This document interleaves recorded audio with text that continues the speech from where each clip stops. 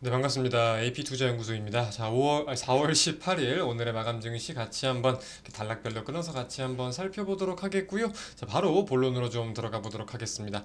자, 코스피의 경우 오늘 2.85% 하락한 0.11% 하락해서 마감하였고요. 자, 코스닥의 경우는 6.1%, 수치로 치면은 0.67% 하락 마감하였습니다. 뭐 수급으로 치면은 사실 외국인 기관 모두 양대 시장 계속해서 빠져나가고 있어요. 코스피는 외국인이 1,000억, 기관이 160억 가량, 코스닥은 외국인이 마찬가지로 1,000억, 기관이 300억 가량 순 매도를 보이는 그런 하루였습니다.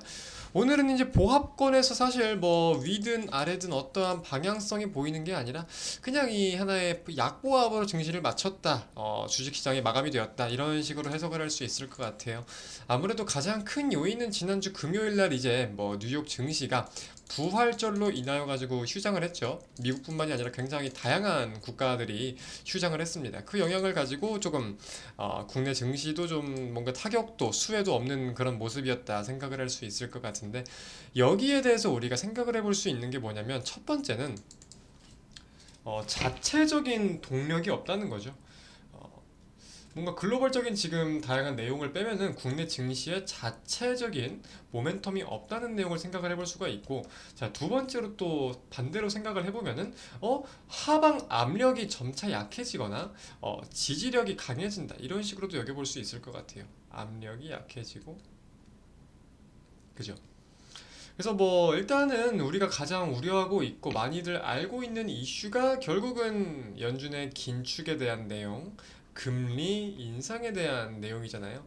그런 내용들로 봤을 때 사실은 계속해서 어느 정도 반영이 돼 있는 부분들이 있는데, 이제 이걸로 인해서 과연 추가적인 타격이 얼마나 있을까, 좀 제한적일 수도 있지 않을까. 왜냐면은 계속해서 조금 타격을 많이 받기도 했고, 최근에 이제 의사록이 공개가 되면서 연준 위원들이 발언한 거에 대해서 한 번 더 급락을 맞았었기 때문에 좀 우리가 생각을 해볼 수가 있을 것 같습니다. 자, 그렇다면 이제 지금 시장에서 계속해서 좀 변수를 유발할 수 있는 내용은 뭐가 있을까 좀 생각을 해보자면은, 일단 중국에 대한 내용이 있을 것 같아요. 중국.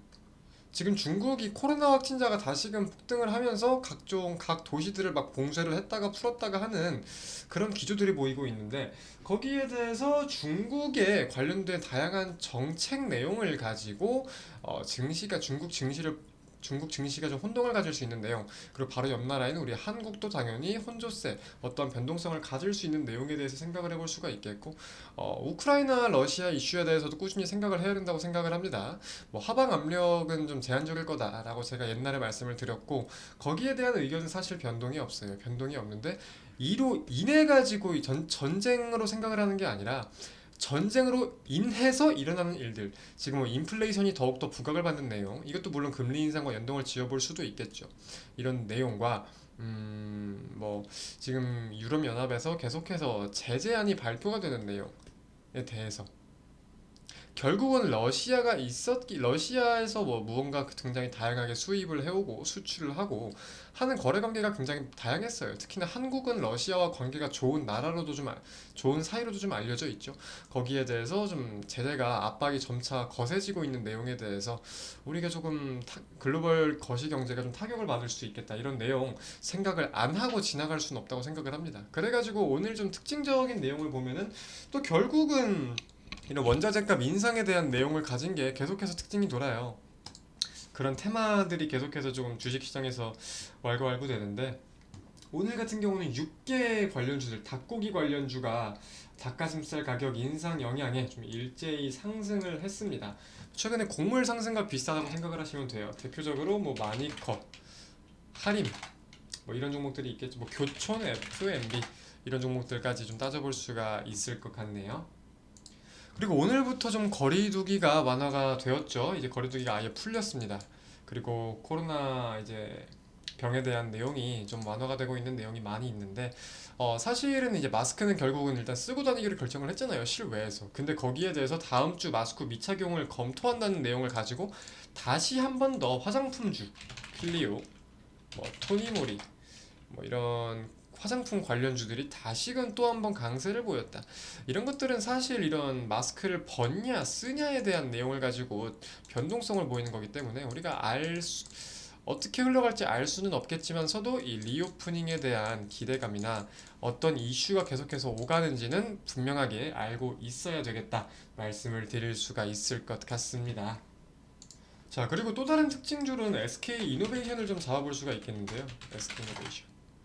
SK 이노베이션이 오늘 굉장히 우량주인데 오늘 4%가량 좀 급등하는 모습을 보였습니다. 어떤 내용을 가졌냐고 한다면은 1분기 영업이익이 최근 상향된 컨센서스를 추가적으로 상회할 것으로 예상이 된다. 그러니까 원래 예상되는 실적이 이만큼이었는데 더 잘 나오겠네 하고 이만큼으로 잡았어요. 근데 지금 또 보니까 이것보다도 잘 나오겠네. 그러니까 하나의 어닝 서프라이즈라고 할 수 있죠. 어닝 서프라이즈가 기대가 되면서 좀 강세를 보였습니다. 이제 1분기 실적 시즌이잖아요. 3월 31일까지의 1분기 실적에 대한 내용을 5월 15일까지 발표를 해야 됩니다. 이게 이 분기 마감일 플러스 45일이 되는 날까지 발표를 해야 돼요. 근데서 이제 지금 다양한 악재나 변동성이 있을 수 있는 내용들을 겹겹이 갖고 있는 글로벌 증시지만 그 속에서 조금 이런 이슈들을 이길 수 있는 모멘텀은 실적이 될 수 있겠다고 말씀을 좀 드렸었는데 이 좀 실적에 대한 내용을 가지고 우량주들이 계속해서 튀는 모습들, 좋은 모습들을 보여주는 경향이 있어요. 이게 과연 좀 중소형주까지 좀 수혜를 좀 계속해서 보면 좋겠는데, 일단은 우리가 보유하고 있는 종목이든 매수를 째려보고 있는 종목이든 간에 실적에 대한 내용을 절대적으로 계속해서 생각을 할 수밖에 없다. 결국 이 기업이라는 집단은 이익을 창출하기 위해서 만들어진 집단이잖아요. 그죠? 이익을 창출하기 위해서 만들어진 집단인데 이익을 얼마나 창출했는지 발표하는 시즌에 이익을 잘 창출했다고 하면은 가치가 올라가는 거고 이익을 창출하지 못했으면 가치가 떨어지는 굉장히 1차원적이고 단순한 내용입니다. 그래서 이런 내용을 우리가 일단 참고를 해야겠다. 그래가지고 주식시장에서 이 기대감을 가지고 있는 내용들 있잖아요. 기대감을 가지는 내용도 결국은 실적이고 이익이에요. 결국은. 뭐 바이오 관련주 뭐가 치료제 2상, 3상에 돌입한다. 결국은 3상 돌입해서 실제 판매까지 가까워지고 있다. 판매하면은 많이 팔릴 수 있겠지 이런 기대감인 거고. 뭐 닭고기 가격이 인상돼가지고 제품 가격을 따라 올렸다.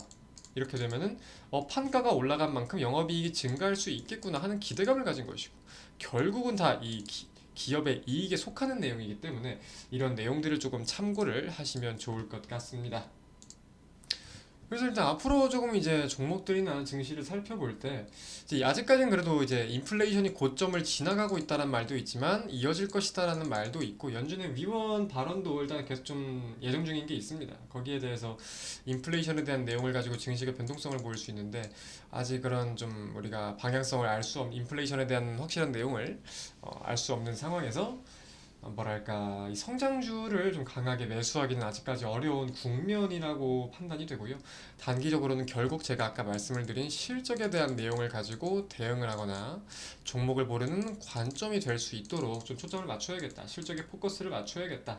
라고 조금 생각이 듭니다. 추가적으로 좀 이어서 본다고 하면은 실적이 꾸준히 올라가고 있는데 뭐랄까 이제 증시가 하락하면서 낙폭이 과대된 종목들 있잖아요. 그러니까 이동평균선을 따라서 조금씩 흘러내리는 게 아니라 증시가 빠지면서 이렇게 펑 이렇게 빠지는 이런 종목들을 조금 그리고 기간적인 조정을 거치고 있는 그런 종목들을 좀 살펴볼 필요도 있지 않겠나 하고 생각이 들어요. 그래서 이런 내용들 좀 참고를 하시면서 오늘의 마감 증시 여기서 마치도록 하겠습니다. 감사합니다.